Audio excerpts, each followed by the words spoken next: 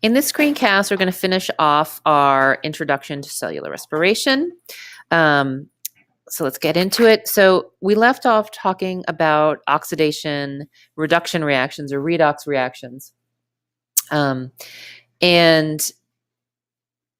we're going to see now how that relates to cellular respiration, because you have to kind of be able to follow the path of the electrons. I'm going to ask you to be able to trace the path of the electrons, because the electrons is what sort of where the energy is.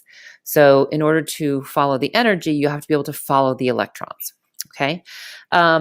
Cellular respiration has a stepwide, and I said maybe it's like up to 36 steps, energy harvest of the energy stored in organic compounds. And it does this via a compound called NAD+, and ultimately the electron transport chain, which you guys have probably all heard of at some point in your life. Okay. So in cellular respiration, glucose and other organic molecules are broken down in a series of steps. And a series of steps is a much more energy efficient way to harvest the energy than kind of one explosive step. You lose too much energy in an explosion. Okay. So electrons from organic compounds, and again, if you follow the electrons, you follow the energy, are first transferred to NAD+, which is a coenzyme. So we talked about an organic molecule that aids an enzyme is called a coenzyme. As an electron acceptor, so NAD+ functions as an oxidizing agent for future reactions in cellular respiration, because it can accept electrons and then cause other compounds to lose electrons. That's why it's an oxidizing agent. So once NAD+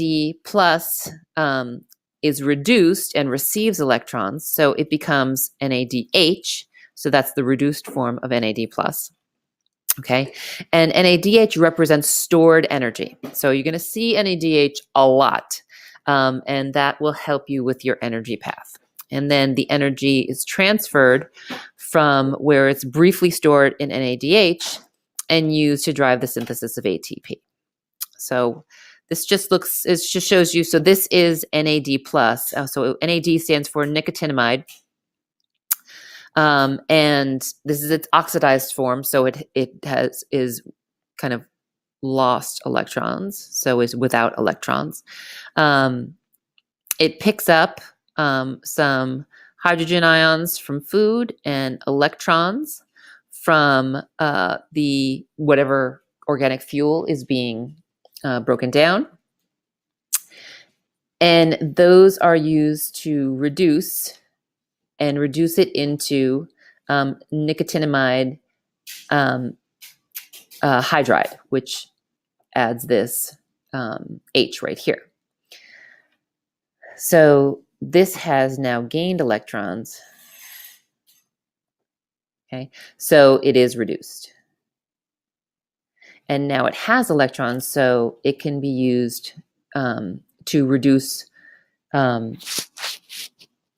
other agents later on in the pathway.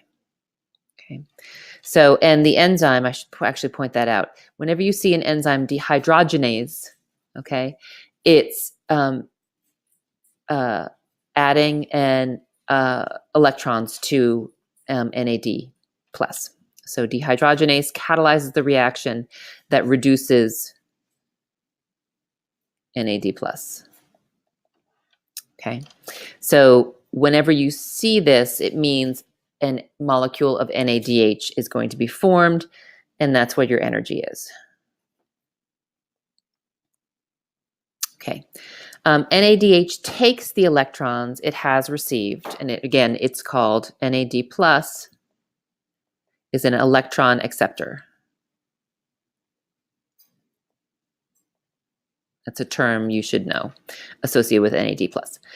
So now it has these electrons, it has this energy, and it passes those electrons to the electron transport chain. So, and the electron transport chain is what we use to release the energy from organic fuels in a controlled, stepwise manner. So uncontrolled reactions kind of have this explosive release of energy, and it's really hard to capture it into anything else. So because we want to make sure we capture as much energy as possible, we're going to do this in a more controlled fashion. So the electron transport chain passes electrons in a series of steps instead of one explosive reaction. At the end of the electron transport chain is oxygen, and this is the role that oxygen plays in cellular respiration. We call oxygen our terminal electron acceptor. Okay, because it's going to be the last place that the electrons end up. And it sits and waits at the end of the electron transport chain. And the electrons, as we know, because oxygen has a very high electronegativity, the electrons are strongly attracted to oxygen. So that pulls them down the electron transport chain. Okay, releasing energy in each successive step as it goes along. And then this energy is used to regenerate molecules of ATP. So this is kind of our uncontrolled reaction. What we don't do, explosive release of heat and light energy, and that's kind of a waste of energy because you really can't harvest that or harness it. But instead, cellular respiration has the electron transport chain, which is this stepwise transfer of electrons down until finally they join up with oxygen, electrons and oxygen and some hydrogen to yield a molecule of water, which, as we know, water is one of our end products of cellular respiration. Okay, and again, the electrons are drawn down the electron transport chain towards oxygen because of its electronegativity. And each step allows us to allows it for a controlled release of energy. And then that energy can be harvested to drive the synthesis of ATP.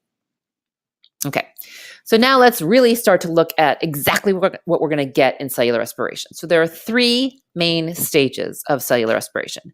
Number one is glycolysis. Glycolysis, as we know, the word lysis means to break. So it breaks down glucose into two molecules of pyruvate. Step two is the citric acid cycle. Now we're getting all up in the mitochondria. That occurs in the mitochondria. This occurs in the cytosol.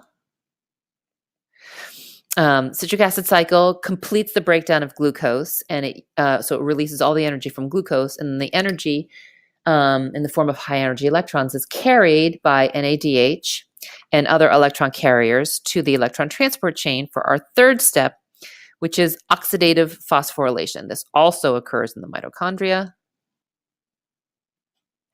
And this accounts for almost all the ATP synthesis we see in cellular respiration. Okay, this just shows you in this chapter, everything that's teal will be glycolysis. Pyruvate oxidation is going to be salmon. I love their colors. And oxidative phosphorylation is violet. Lovely. Here we go. So here we go. We got teal here for glycolysis. Okay, and then this is another good graphic to learn. Learn. So glycolysis occurs first in the cytosol. You need to know where these things occur. And glycolysis is anaerobic.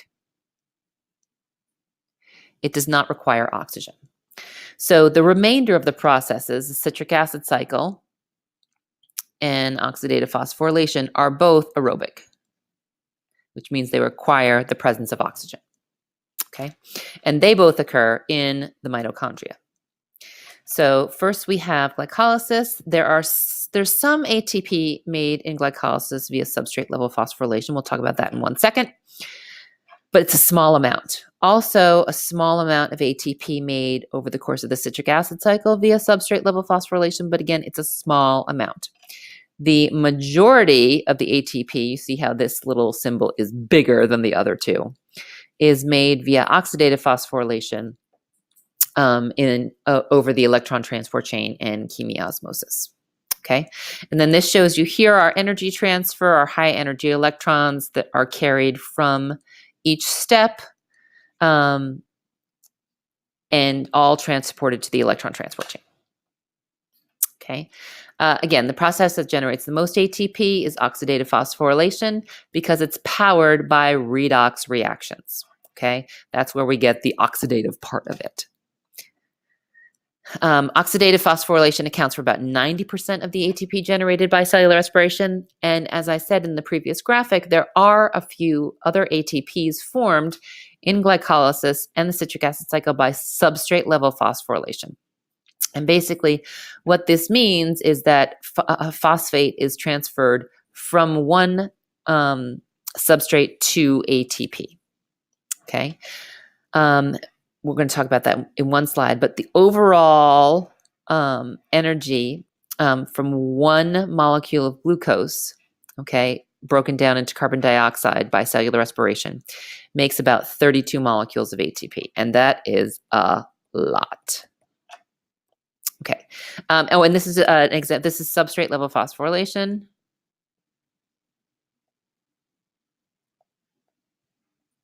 And where you have a substrate that is phosphorylated, we transfer in an enzyme, and we'll talk about these as we go through glycolysis and citric acid cycle. Transfer the phosphate from the substrate to ADP, okay? And then that gives us a product and a molecule of ATP, okay? Substrate level phosphorylation. Okay, that's it. Let's get into glycolysis. Glycolysis, here we come.